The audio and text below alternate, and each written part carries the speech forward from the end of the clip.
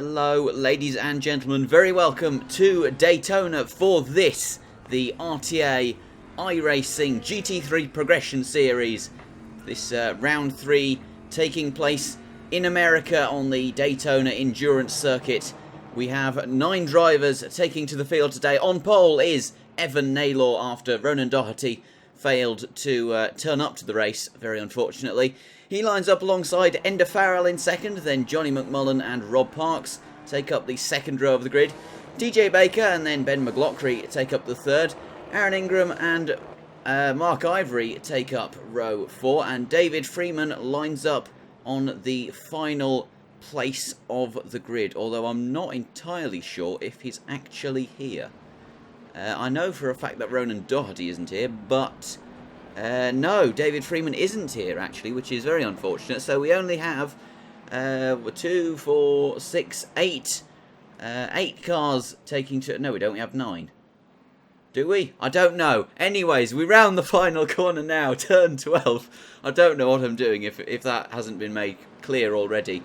Damien McMullen there having a bit of an issue with his connection, just jumping around the place, coming in and out of consciousness, his BMW GT3 car, as is Mark Ivory, and well, let's hope that that doesn't continue into the race, as the safety car pulls away from the pack. It's going to be peeling into the pits momentarily, and we will be going green flag racing. Evan Naylor has the pole from the championship leader, Enda Farrell, as the safety car enters the pit lane now in, well, I mean, that's defying physics. But anyways, we prepare to go green flag racing. We're already at 4¼ minutes and we go green flag racing now. Evan Naylor seems to have had a good start. Enda Farrell is already under attack from Rob Parks, and then Keith McLaughlin is going to be looking to get in on that action. Oh, actually, no, Keith McLaughlin's nowhere near there.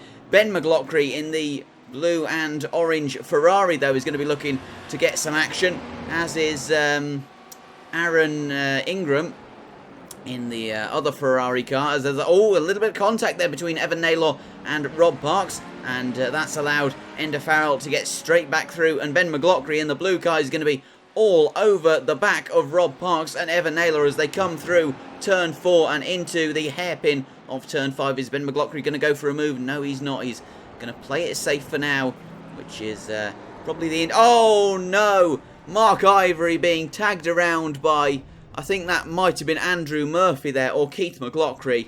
And, well, that's certainly not how he would have liked his race to have started. Aaron Ingram spun out as well at turn 6. And that's never what you want to see on lap 1 here. Here's a replay of what happened. It was Andrew Murphy who had the coming together with Mark Ivory. And, well, I mean, Andrew Murphy saw a gap up the inside and he went for it like it's like Senna would tell him to. And then Mark Ivory was entitled to his line and he closed the door on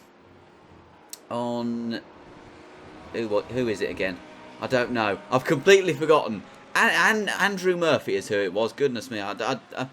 We're only 5 minutes. We're still on lap 1 and I'm already losing my bearings, which is never what you want. As we now look at Rob Parks as he rounds the final corner. He's currently occupying P3, having started in P4, which is certainly very good for him, as we have a battle for the lead now. Evan Naylor takes to the apron, trying to go up the inside of Enda Farrell as they come into turn 1. He's got the move done. Fair play to him. And Enda Farrell has fallen quite a way back there, which is, well, I mean, unprecedented to say the least coming into turn 1. Maybe that Lamborghini just has far better brakes than the BMW that Farrell is driving.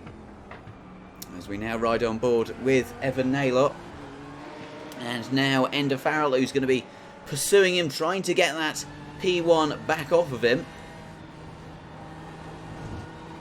All the while, Rob Parks is going to be lurking behind them, hoping that they have a bit of a battle, have a bit of a coming together maybe, and he can inherit potentially the lead of this race and then go on to win it. Which is certainly what he's going to be eyeing up, as Enda Farrell, his main concern at the minute is going to be Rob Parks behind him, because the gap to Parks is ½ a second and the gap to Naylor is 1.1. So this could give Parks a lovely slipstream as we come into the bus stop. There's not really much opportunity for a move into the bus stop, however, so he's probably going to have to hold station until at least turn 1 on the following lap, as we have reached 7.5 minutes in this race. And look at this now. Ender Farrell going up the inside of Evan Naylor in... Well, I'm not sure what drove Naylor to do that. He had a 1.1 second lead, and now he's in P2, which is just remarkable. I'm not sure, did he have a penalty or something for going down on the apron on the last lap, that he had to surrender some time, and he decided to do it coming into the bus stop. But he is back down in P2, and Ender Farrell has retaken P1, but Evan Naylor is going to be slipstreaming him. He moves to the outside. Now, we don't want to look at Rob Parks, but we're being made to look at him in his 111 Lamborghini Huracan, as we can see the back end of Evan Naylor, who's trying to hold it round the outside of Ender Farrell, but it's not going to work for him coming into turn 1, and he's going to have to wait for another opportunity. But that Lamborghini seems to have fantastic straight line speed, especially when it's sat in the slip. Oh, goodness me. Rob Parks coming incredibly close to hitting the back of Evan Naylor there. That would have gone down an absolute treat with Naylor if there had been any contact made there. And now as they come through turn 4, there's not going to be an opportunity into turn 5 surely for Evan Naylor. He is going to have to hold station, and Ben McLaughlin has managed to inherit P3 off of Rob Parks. Oh, speak of the devil, Rob Parks is off at turn 5, and that is quite possibly the worst start to the race that he could have imagined. He's going to be right the way down in, well, second to last, and that is absolute demise for Rob Parks in the Lamborghini. I'm not sure what happened to him there. I think we might have a replay in a few moments' time, but he must have got tagged, because that's a very strange way to go off the track by yourself. He seemed to he either made contact with someone else, or he had some kind of a catastrophic brake failure, which is an impossibility at this stage of the race. As we now look back at Evan Naylor, who is chasing down Ender Farrell still. He's 0.5 of a second, and he has a better exit and the slipstream as we come along through the final corner. He takes the high line. I'm not sure if this is going to work for him. It's going to put him on the outside for turn 1, and Ender Farrell is going to be able to defend that quite easily if he has the inside line. It's very, very difficult to go around the outside into turn 1 here because of the high-speed nature of the entry. As we ride on board with Ender Farrell now, they are neck and neck as we come down into turn 1. Ender is in P2 momentarily, but he takes back P1 almost instantaneously. As I was saying, it's just so difficult to try and go around the outside there. It's a matter of, do you try it and potentially get P1, or do you just hold station but know that you might be able to pass using just the momentum from the slipstream as we ride on board with the Lamborghini of Naylor as he comes through turn 4 and into turn 5, where his teammate, well, not really a teammate, but manufacturer teammate Rob Parks had his issues on the last lap. As we have a replay now, Andrew Murphy yet again involved in the wars with Rob. Oh, goodness me, that was very clumsy from Andrew Murphy, just completely hitting into the back of Rob Parks and sending Parks straight off into the barriers at quite high velocity there. And you have to say, Andrew Murphy not making great friends at turn 5 in this race, and we're only 11 minutes in, so I mean, we went racing at about minute number 5, so I mean, that's just, 5 minutes and 2 crashes at the same corner is certainly not what you want, and both of them arguably majority proportional to Andrew Murphy there, as we once again look at Evan Naylor, who once again has a superior exit from the bus stop and once again has the slipstream as we round turn 12 and come down towards the start-finish line. He moves to the outside yet again. Is he going to have the momentum? He doesn't seem to, but he's alongside Ender Farrell as they come down past the Daytona writing on the right and into turn 1. Who's going to be the bravest on the brakes? It's going to be Evan Naylor, and that is absolutely fantastic from the man in the number 76 dairy cow liveried Lamborghini machine. That is an absolutely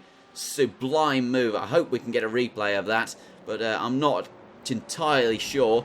But I mean, you have to say that was very, very brave from Evan Naylor to try and go round the outside there on the black and orange BMW of Farrell.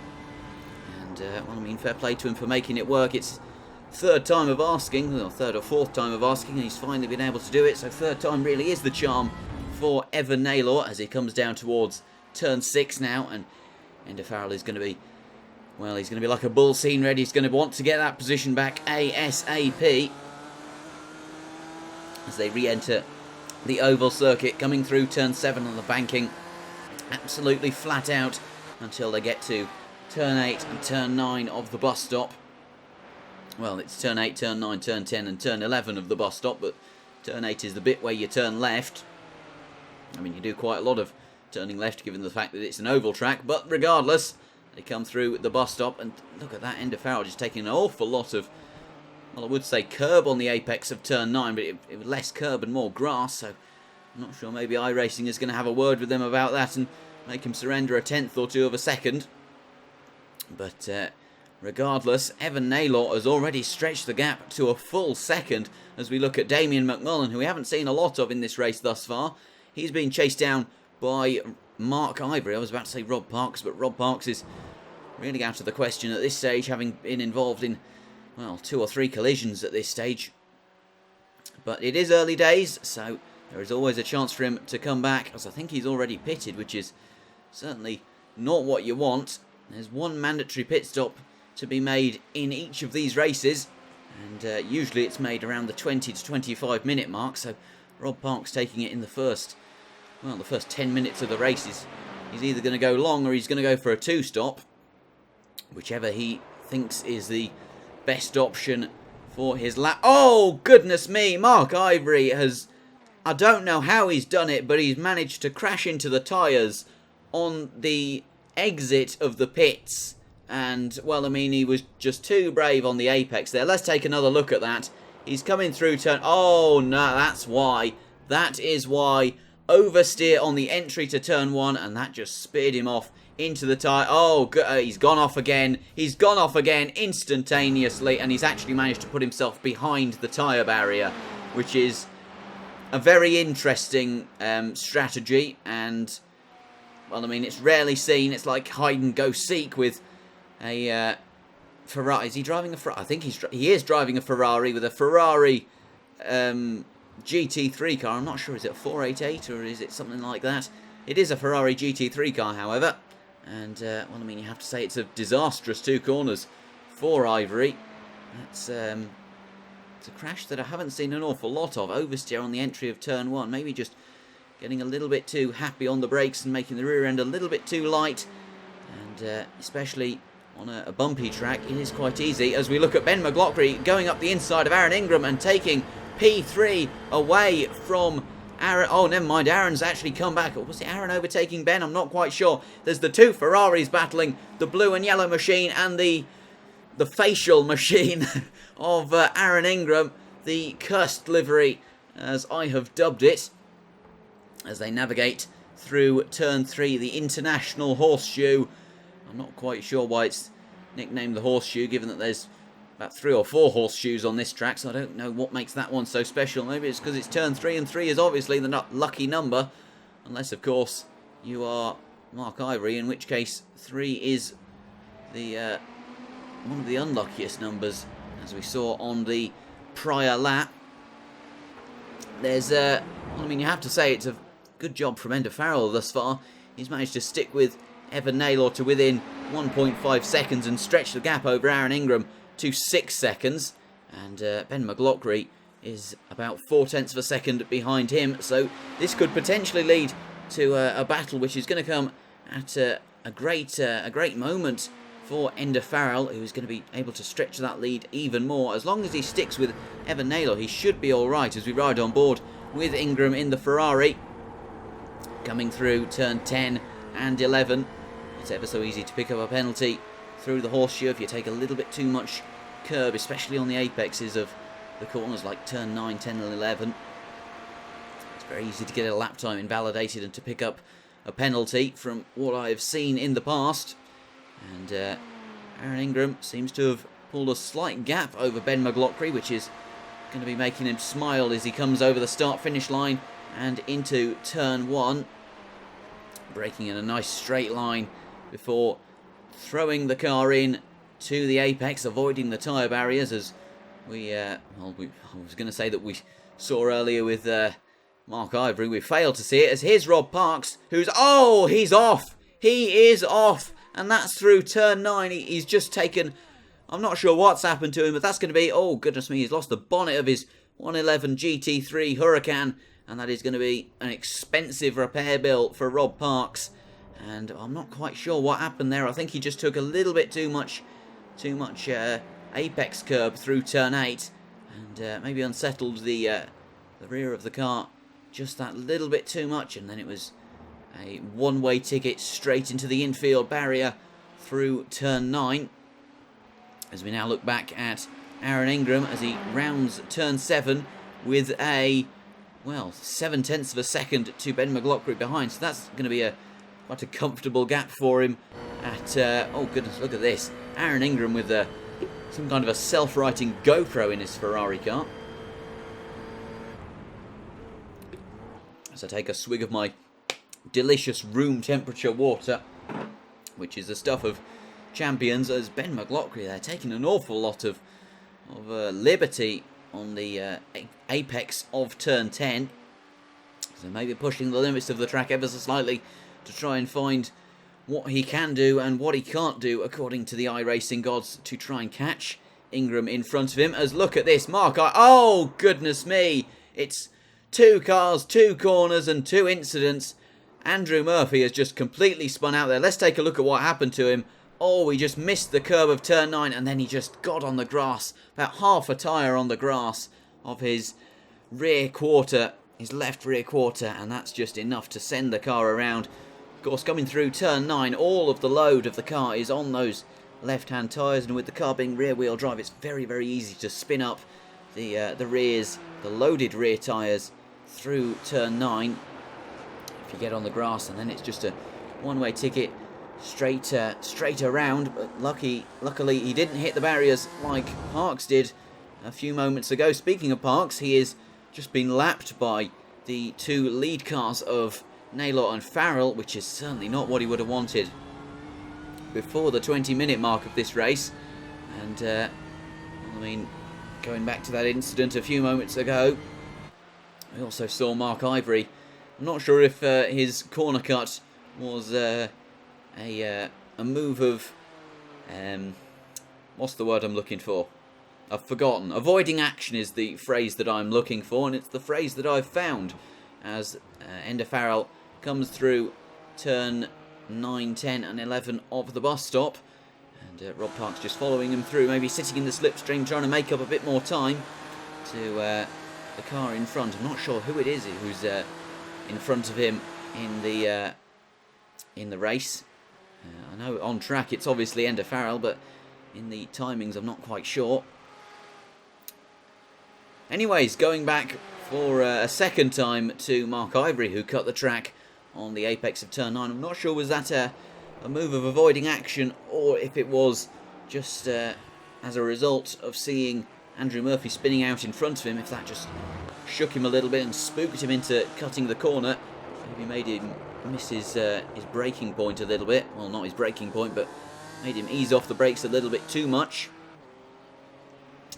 And as we continue to look at Ender Farrell, who is dropped to 3 seconds behind Evan Naylor, and Naylor, you have to say, building up quite the gap in this race, as we have breached 21 minutes, which is about halfway. The race goes to about 42 minutes generally.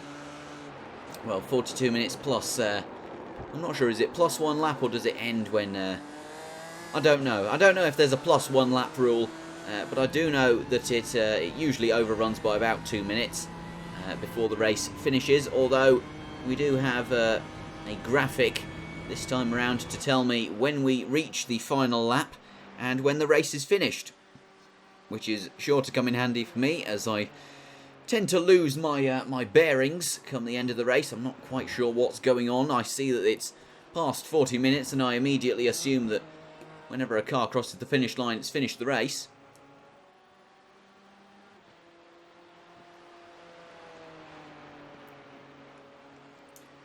As Ender Farrell rounds turn 12, still 3 seconds back from Evan Naylor, so I'm not sure is Naylor pushing his tyres and fuel that little bit more than Ender Farrell, but he seems to be pulling a little bit more of a gap than Farrell in the BMW, who is currently the championship leader after Ronan Doherty last time out failed to score a podium. He lost it by about the length of a splitter after he ran out of fuel. I'm not sure who took the podium off him. I think it might have been TJ Baker, but I could be wrong on that. So Ender Farrell currently leading the championship, and he's going to be extending his championship lead today, no matter what the outcome is, because obviously Ronan Doherty failing to show for this event, which is a real shame because it could have been a fantastic battle between the two championship leaders. But the situation is what the situation is, and the situation is that we are lacking our P2 man in the championship as we look at Aaron Ingram in the cursed Ferrari, rounding turn 6 and coming onto the banking, as Rob Parks, who is in P7 and P6 even, as some funky stuff going on with the timing there on the left. He's in front of Mark Ivory, who is 11 laps down, which is certainly not what you want to see. And Andrew Murphy, who is oh, never mind, he's not 11 laps down, he's just 1 lap down. I misread that. I apologise, folks.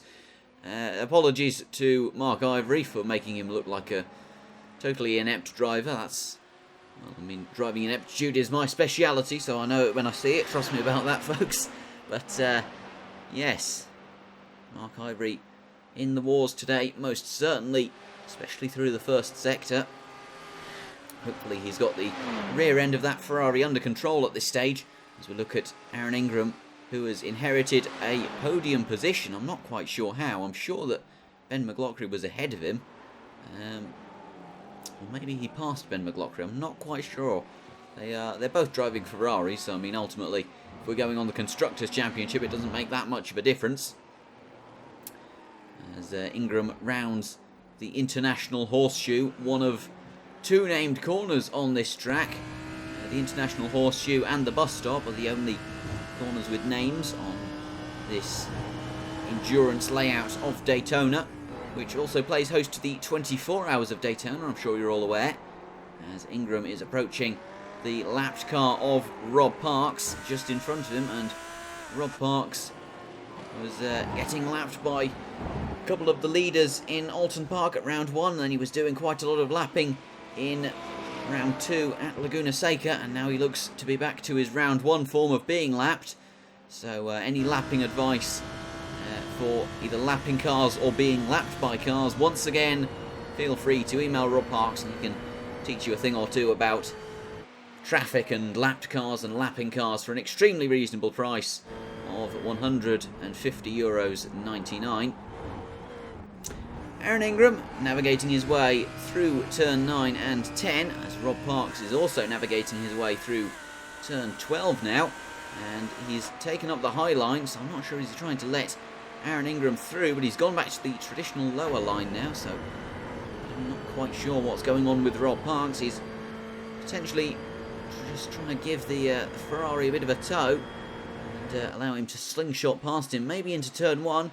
He might surrender the inside line to Aaron Ingram, although Ingram is still quite far back from Rob Parks, so I'm not sure that Parks is going to be at all keen on letting him by at this stage, although he might into the horseshoe of turn 3. Is he going to take a wider line through turn 3? No, he's not. He's going to stick to his guns and continue on his way in his 111 Lamborghini, but surely, as Aaron Ingram has really closed up to him now, as they come through turn 4, he is going to have to lift and surrender the track position into turn 4, but he hasn't. Remarkable stuff from Rob Parks. He's not listening to any of the stewards. He must be colour blind, that he can't see the colour blue or something, because he's been sat in front of Aaron Ingram for about, well, half a lap. Certainly sat right in front of him, and he's been giving him a tow for about a lap and a half at this stage. But surely, as the sky is blue, he is going to have to let him past into the bus stop, because, I mean, it's getting farcical at this stage, Rob. You really should just let Aaron through. He is fighting for a podium, and Rob Parks brakes early, lifts into the bus stop, and allows Ingram up the inside through turn 8 and 9 in a textbook lapping manoeuvre, which is admittedly about half a lap too late, but you know, what's done is done, and he has surrendered the well, not the position, but the track position in the end, so that's the main thing. Not sure why he wouldn't have gone out of the way of Ingram a bit earlier, given that he would have been looking at whoever's face that is on Ingram's car in his rear view camera, as we ride on board with Aaron Ingram on the splitter cam, and Rob Parks seems to be going on the attack of Aaron Ingram through turn 1, getting a nice slide on the exit there, although that's not going to be doing his tyres any favour. And coming into turn 3, not sure is he trying to have a battle with Ingram or something, but he is certainly trying to stick with him. And I mean, it doesn't seem to have worked, because he's dropped back quite significantly through turn 3. I'm not quite sure why, but he does have fresher tyres as far as I know, seems as he made that pit stop. So I'm not sure what the excuse is there. Maybe the Lamborghini just a little bit down on power compared to the Ferrari, as Rob Parks has gone off on the exit of turn 5. And that is exactly what he didn't want to happen at, well, I mean, we're 3/4 of the way through the race, and he's been, well, he hasn't been overtaken by anyone, because he's right down at the back of the pack, although he might be passed by Mark Ivory and Andrew Murphy if he doesn't get going quick enough. Let's take another look at what happened. He just ran too wide, got onto the grass, and that just sucked him wide like some kind of a tornado and brought him into the barriers, and that's going to have done a little bit of damage to that Lamborghini Huracan GT3 car, although not as much as earlier on in the race when he ploughed into the barriers at more or less full speed on the exit of turn 9. So not sure is there going to be a pit stop made for him, as Evan Naylor, the leader, is coming into the pits now. Let's take a look at how this pit stop goes for him, if we can. I'm not sure, is the camera going to cut away? Hopefully not, that we can get a good look at the pit stop. And Aaron Ingram is into the pits as well, and I think Ender Farrell is too. I'm not quite sure though, I could be wrong about that. Ben McLaughlin is also coming in, so all the leaders seem to be boxing this lap, and this could be hugely influential for the race if, well, I mean, it is going to be, Ender Farrell is into the pits as well, so the top 4 all coming into the pits on this lap, and this is going to be a battle of the pit stops. Who puts more fuel in their car, who puts less fuel in their car, and who gets, oh goodness me, look at that, side by side on the exits of their boxes. Aaron Ingram has managed to take the, oh goodness me, oh no, that's certainly not what you want. Both Ingram and Naylor taking a little bit of the paint from that pit road barrier there with them onto their cars on the exit of the pits. Ingram remarkably has come out in front, having been in 3rd place, so he must have really not put an awful lot of fuel into his car to jump both Naylor and Farrell. So I'm assuming that he has maybe gone on a lot more conservative fuel strategy for the second part of this race. We have 10 minutes left in this race, so I mean, I'm not sure, maybe he was saving fuel through the first stint to get himself in a position to attack in the second stint.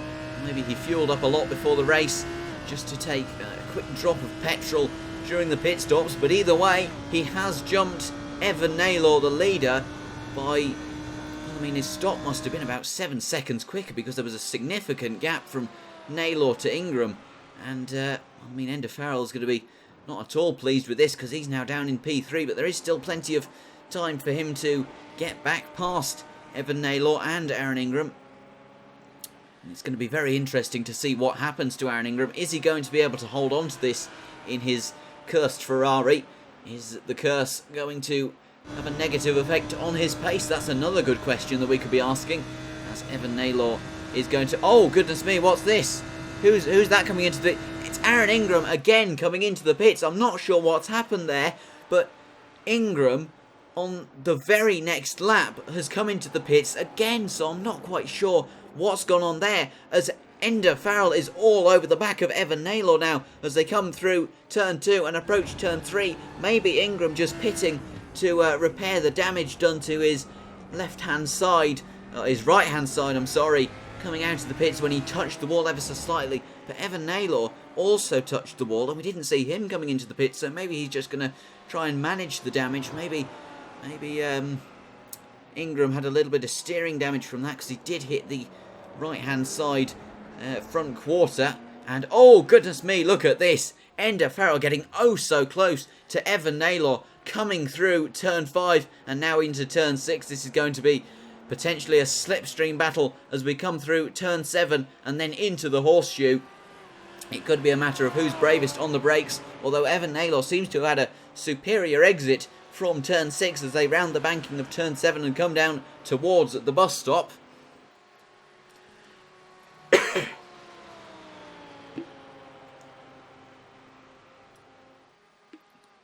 One sip of water later, and we are back at it as Evan Naylor is just following his lines through the bus stop, and Ender Farrell is just being line astern through turns 8, 9, 10 and 11 as they round turn 12 now. We saw a fantastic move earlier on in the race when Naylor got past Farrell round the outside of turn 1 using the slipstream to good effect, and now Ender Farrell pulls out of the slipstream to the outside. He goes to the high line, but it's not going to work for him. Surely into turn 1, he's just not going to have enough of a not a gap, but oh goodness me, he's run a bit wide there, as has Naylor. And Farrell running off the track ever so slightly there, so maybe being a little bit too brave on the brakes as they came into turn 1. We obviously saw... Oh no! Oh no! Oh no! That is not what you want to see. The two leaders coming together, and well, Ender Farrell tagging the back of Evan Naylor, though he is letting him through, which is the right thing to do, so fair play to him for that. And Evan Naylor re-inherits the lead, and I think Ender Farrell might give him a little bit of a break for a lap or two as some form of recompense for that, as we have a replay of it now. So let's take a look at that. And well, looking at Ender Farrell coming into turn number 3. Yeah, just too ambitious on the brakes there, following Naylor wide into turn 3, just tagging the back of him and sending him round. But no hard feelings between the two leaders, I'm sure. And I mean, Evan Naylor in his...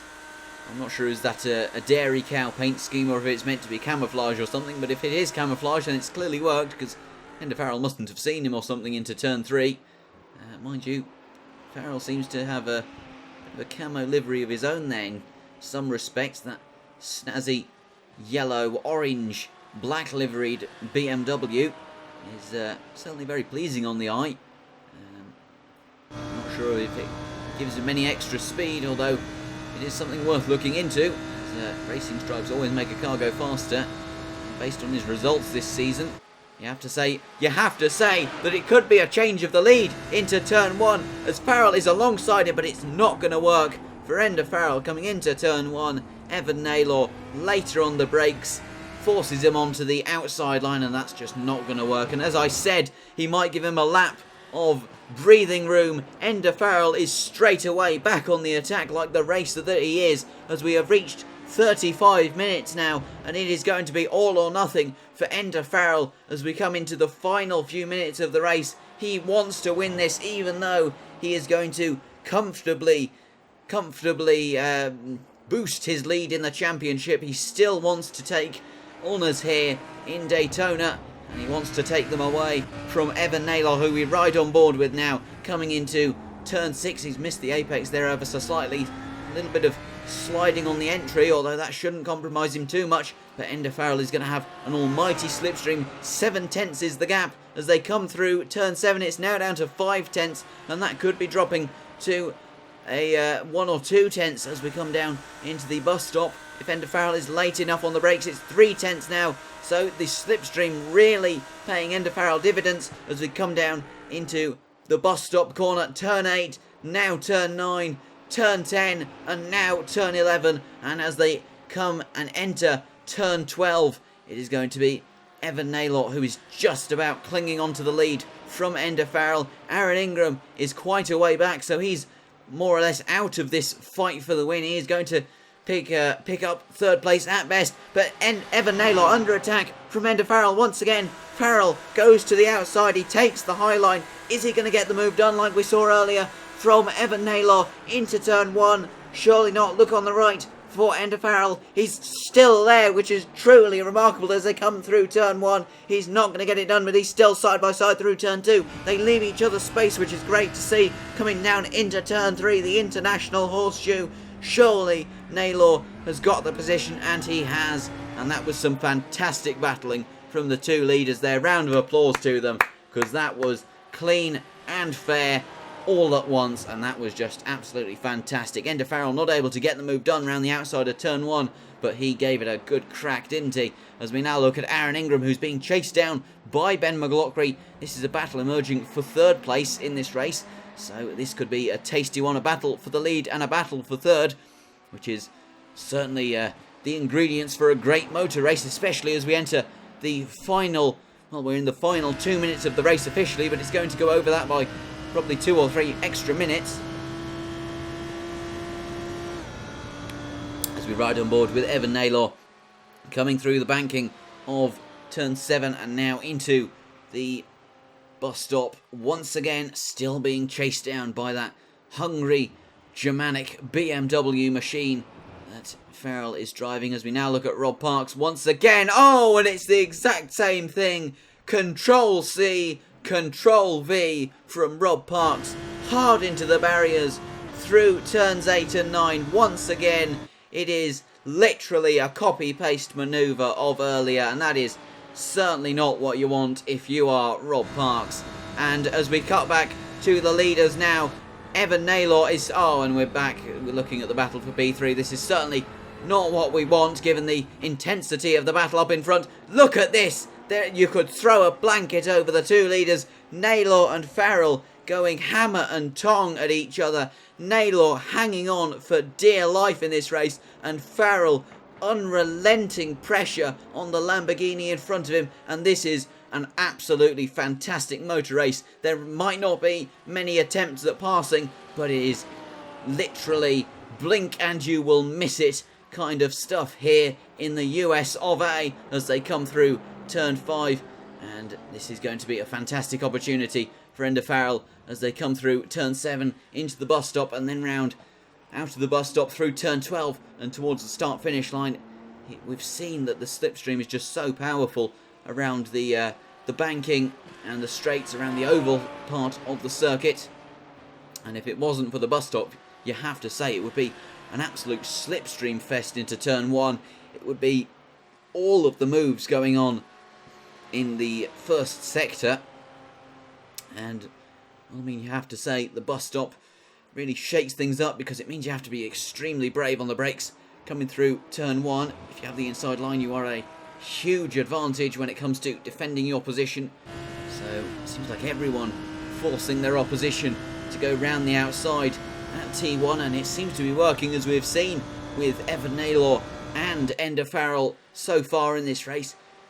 Naylor taking all of that low line, even touching the yellow line at the bottom of the track. But look at Ender Farrell with the slipstream. He moves to the outside, but it's not going to be enough. And well, I mean, he seems to take a wider line onto the exit of turn 1, but he's got the cutback, and Naylor, just like that, has lost the lead, and he's lost it to his arch nemesis of this race, Ender Farrell. He's going to try and go around the outside of turn 3. It's not going to work for him. Round the outside moves here really are extremely difficult to pull off, but we have seen Naylor pull them off earlier on in this race, although that is going to be extremely difficult for him now. His tyres will be gone off, and while he will be lighter with fuel, those tyres really do have to be in very good shape to make a move around the outside of turn 1 last. They need to have an extremely high amount of grip to get that move done, to put all of the energy through the front tyres and the right hand side tyres in the braking zone, and then flowing through the left hand. It really loads up the right hand side tyres, so they need to be in good nick to get a move done around the outside.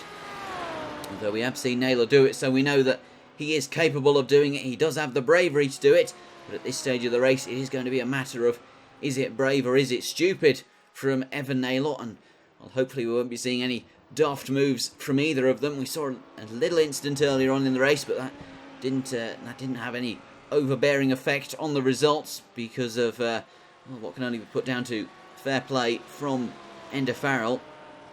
Although you have to say, a little bit of contact with the rear of Naylor earlier on in the race, that could be affecting his downforce through the corners. That could have damaged his bumper, it could have damaged his splitter, it could have even potentially changed the rear wing angle of that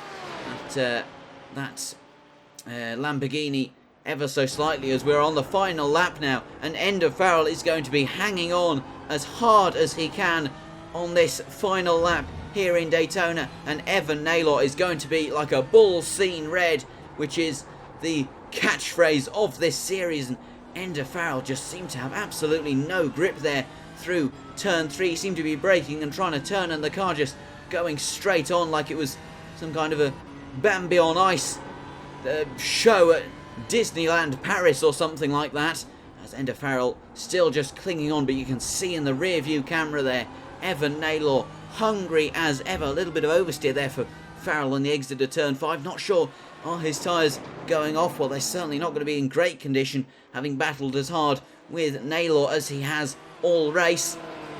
But this is going to come down to the line unless Evan Naylor can get a move done into the bus stop. But we haven't seen any moves into the bus stop, which is surprising in my opinion this race so far. 40 minutes and not one move into the bus stop chicane, as we still ride on board with Ender Farrell on the splitter cam. It's a fantastic camera this. You really get a great sense of speed being so close to the ground, taking all of the curb through turn 8 and turn 9, having a nibble of the curb at turn 10 and turn 11, and this is it, folks. The final dash to the line. Evan Naylor has the slipstream. This has worked well for him in the past. He's sitting in the slipstream. Is he going to go high? He's going to have to in his 76 cow liveried Lamborghini. Surely this is going to be a photo finish if ever I did see one. It's Farrell versus Naylor to the line. They come up to the final 100 metres or so, and it's going to be, who's it going to be at the line? I cannot tell you. The race is finished. It was a photo finish, and it was Evan Naylor who took the victory in the end, and that is going to be bitterly, bitterly disappointing for Ender Farrell, who fought so hard and for so long to try and get that first place, and he took it in the final few laps.